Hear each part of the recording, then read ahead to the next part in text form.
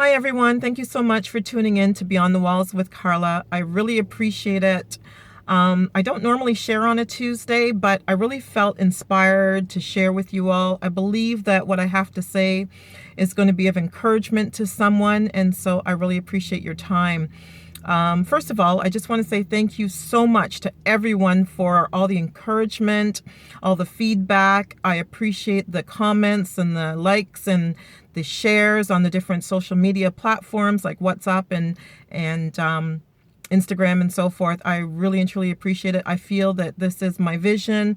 This is my calling. I really want to get out a message and a word to you all to encourage you all.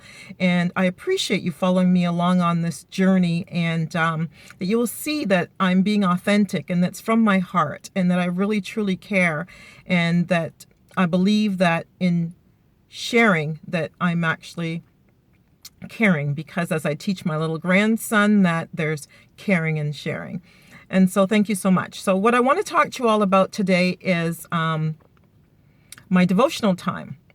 When I was in my devotional time this morning, after prayer time and so forth, I had an impression to read Isaiah 53. And so I didn't think much of it because it's a common chapter and I've read it before. And so anyways, I thought, okay, I'll read that afterwards. And I started to check out some of the different social media devotional groups that I'm involved with.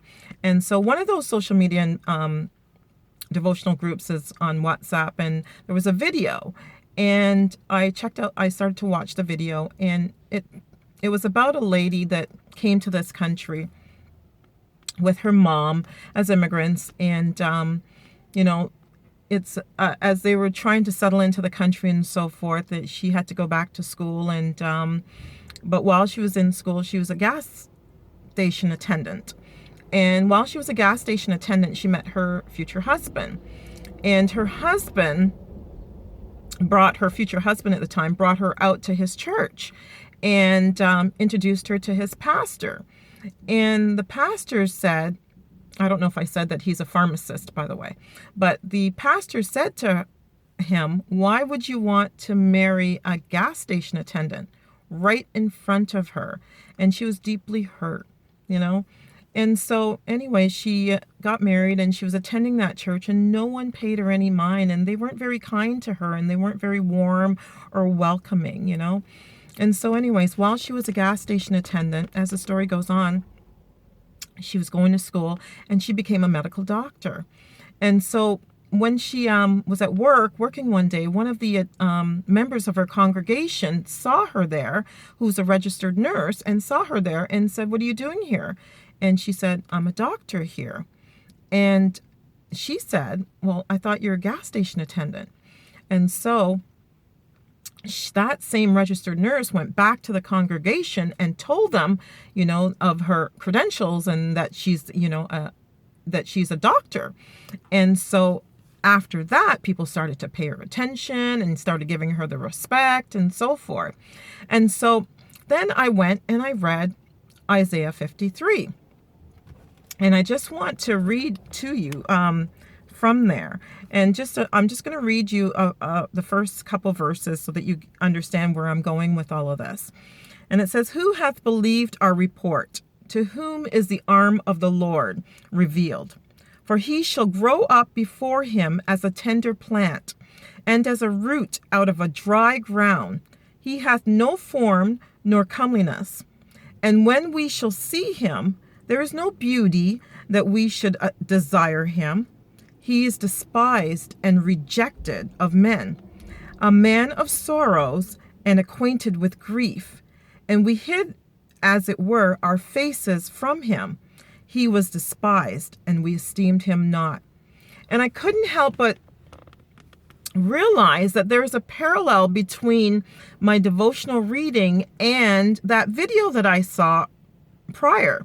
And I thought, wow, there's a message in here. And so I believe it's going to be of encouragement to someone. And so I believe what that message is that, people might not recognize who you are, and that's okay. God's hiding you deliberately until due season. Remember, promotion comes from the Lord.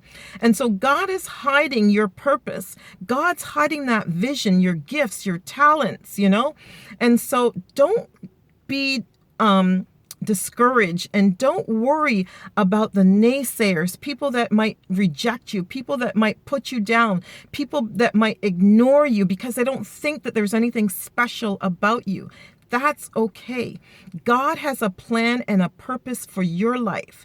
And if Christ himself was rejected, because people saw him as just, an ordinary guy, because he grew up, amongst his siblings and amongst his peers, and he was a common person in their eyes. And so when God revealed his purpose, they despised him and they rejected him. They didn't realize that he was the Savior and that he had come to save them, from their sins. And so when I saw this, I thought, wow, you know what? This lady came and here she was, she'd gone back to school and she was a medical doctor. And they didn't know that, the person that they had rejected because she was amongst them and that she was common, that she herself was somebody that's in a position of a doctor, to save other people and to care for others, that the two stories parallel, and that the two stories were similar. And so I wanted to share with you all that don't worry about what you're going through right now. It might be tough. It might be difficult, your struggles and so forth, to aspire to what God's called you to do. But remember who's called you. Remember, God has a purpose for your life. And so no matter what anyone says, they don't need to see the vision. That's between you and God. So no matter what anyone says, I want you to continue to persevere, to be persistent, right? And to trust that gut feeling, and to trust what God has deposited on the inside of you, because not everyone's going to support you, and not everyone's going to believe that you're anybody except for who they know from before and who they saw in the past. And that's okay. Moses was hidden as well, right? And he grew up amongst his peers and amongst his siblings and, amongst the very people that he was going to deliver, right? And they didn't realize, and Moses himself didn't even realize the calling on his life, right? Until much later. And so don't worry about the naysayers. Don't worry about who's around you, right?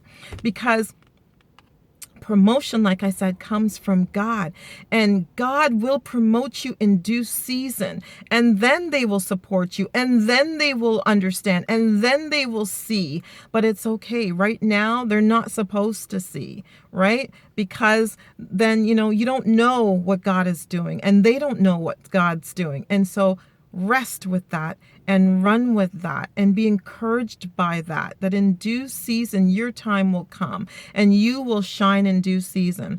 I believe that God has a purpose for your life, and that's why you've got the vision, and that's why you've got the gifts, and that's why you've got the talents and so forth, and the dreams and the aspirations. And so stick with it. Persevere, fight through the difficulties, keep your head up high when no one cares, when no one's supporting you, when no one believes in you. Remember, believe in yourself and believe in what God has deposited on the inside of you. And you can do all things through Christ who strengthens you. You're an overcomer, and you were put here on this earth for a purpose. And guess what? That purpose is going to turn around and be a blessing in the lives of those people that's rejected you, those people that were naysayers, that were chatting behind your back, that were backstabbing you, laughing at you, and mocking you. Persevere. God's got a plan for you. And so I pray that this was an encouragement to someone. I know that it was an encouragement to myself, and I know that God works on an individual level and on a corporate level. So thanks so much for watching. I appreciate you once again, and don't forget to keep your eyes or your sights upon the things that are eternal, for it's in the eternal things that we move beyond the walls.